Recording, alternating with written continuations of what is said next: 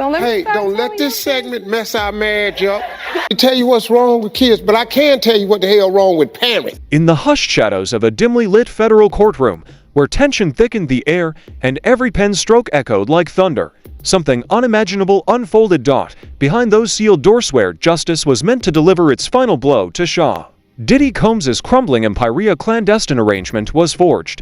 Whispers from deep within the legal corridor suggest that Diddy, staring down the barrel of a potential 20-year sentence linked to illicit trafficking and misconduct, didn't just bring a legal defense to the table. He brought a name, a power. Honest, violent, horrible. A promiscuous swinger who lied to and cheated on multiple partners. Incredibly, that's how Sean Diddy Combs' own lawyers described the billionaire music mogul, currently facing serious sex trafficking charges in a New York court. A powerful one, not a lawyer, not a co-conspirator, but a legend. The betrayal, if true, isn't just scandalous, it's catastrophic, a tectonic shift in Hollywood's hierarchy, a revelation capable of splintering the very pillars of celebrity power, peeling back the polished facade to reveal the rot beneath. Diddy's legal dream team, who had been celebrating a narrow escape from the most damning charges: racketeering, human trafficking, coercion, has gone eerily silent since the verdict. But silence, in this case, speaks volumes. Despite being denied bail, Diddy didn't stay idle. He was negotiating, strategizing. And reportedly, he offered more than just words. He provided proof: hard drives, sealed files, voice recordings, possibly even sworn testimony. And at the center of that damning evidence, Steve Harvey. Yes, Mr. Family Feud, the morning radio monarch. The mustached relationship guru preaching loyalty and values. But behind the persona, according to insiders, lies a much darker role: the shadow commander of an invisible Hollywood regime. Law enforcement whispers hint that the FBI is already laying the groundwork for a seismic move, one that could come crashing down as soon as Diddy's sentencing this fall.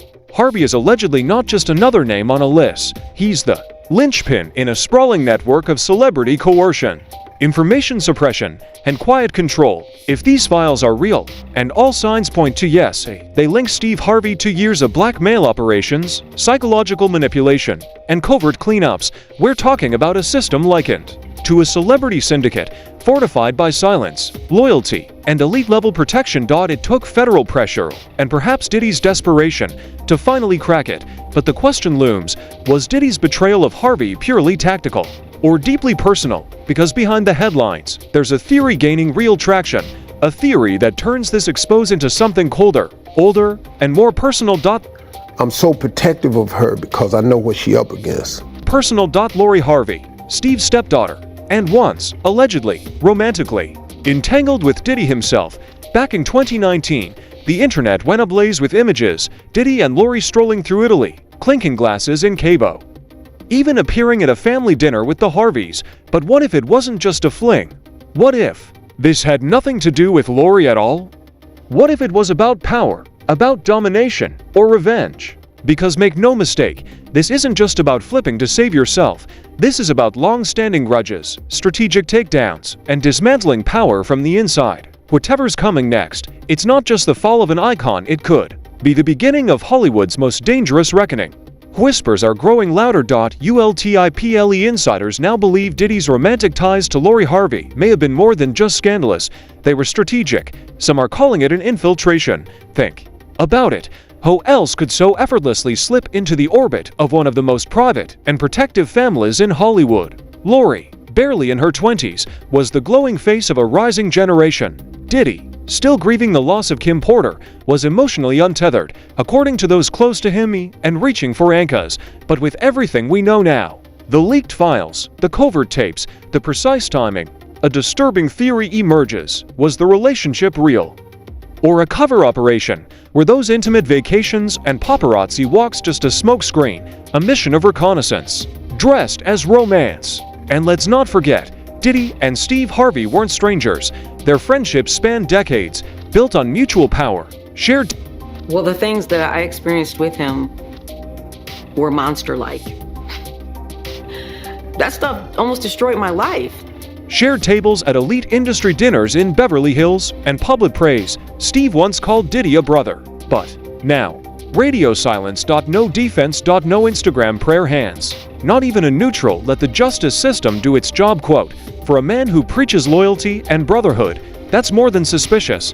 It's revealing. Behind that silence, according to sources with knowledge of the federal investigation. Lie sheer panic. ECAUSE. What Diddy reportedly handed over wasn't just gossip or names. It was a blueprint. Logistics. Private venue addresses. Staff lists. Flight manifests. Detailed rosters from exclusive events. Kind of intel that doesn't just imply knowledge, it suggests management.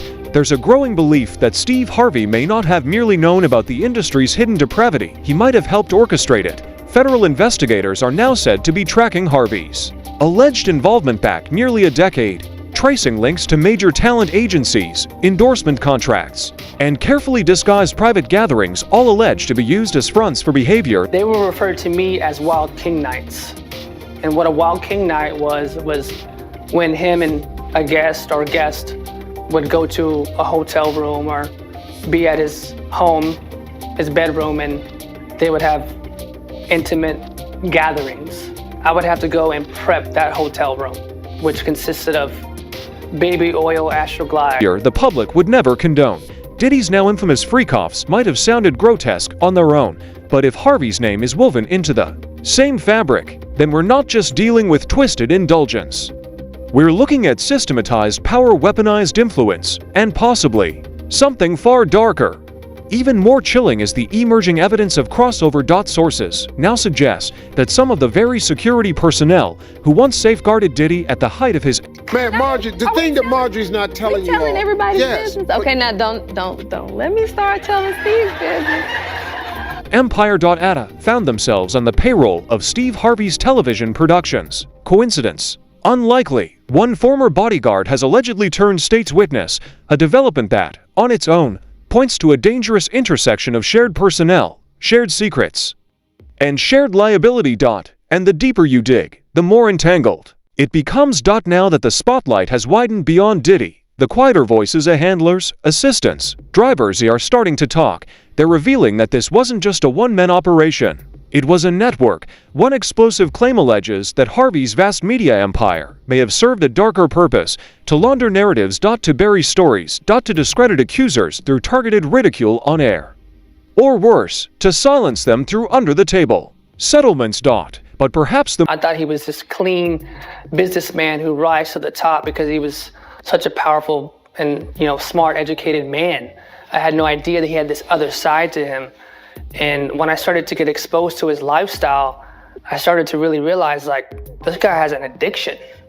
It's not just, once every few weeks. It's every day, every hour. The most disturbing revelation of all. According to 3 former insiders who claim to have worked closely with Harvey's teams during the mid-2000s, his empire had internal crisis protocols in place, not for responding to scandals, but for anticipating them. Allegedly.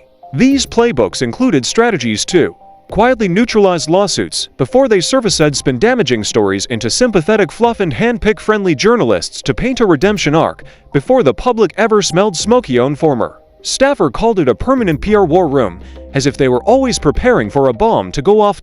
And now, we're starting to understand why. Then there's Marjorie Harvey, the poised matriarchy stylish public figure who recently clapped back at viral rumors of an alleged affair with her bodyguard and personal chef. She called it all foolishness. She leaned on scripture, dismissed the speculation, and framed it as a spiritual attack. But as seasoned media watchers know, when celebrities start quoting the Bible and not the lawyers, it often signals incoming fire. What if the rumors about Marjorie weren't just tabloid fodder? What if they were decoys, strategically released distractions meant to It was like, wow, for Diddy? What? That was a person that I looked up to. He was a mogul. And I listened to all the artists that he made superstars. And so to have a chance to be able to be signed to him, it was amazing. It was like, oh my God, I'm here. I finally did it. off in the public and shift focus before something far bigger, far uglier, came crashing into the light. Because if what Diddy handed over is as explosive as insiders claim, then a cheating scandal isn't the story. It's the warm dash-up. And that ... that single quotes exactly what's keeping Hollywood's elite up at night. Diddy's alleged cooperation with the FBI wasn't just a betrayal of Steve Harvey, it was a detonation, a ticking panic bomb that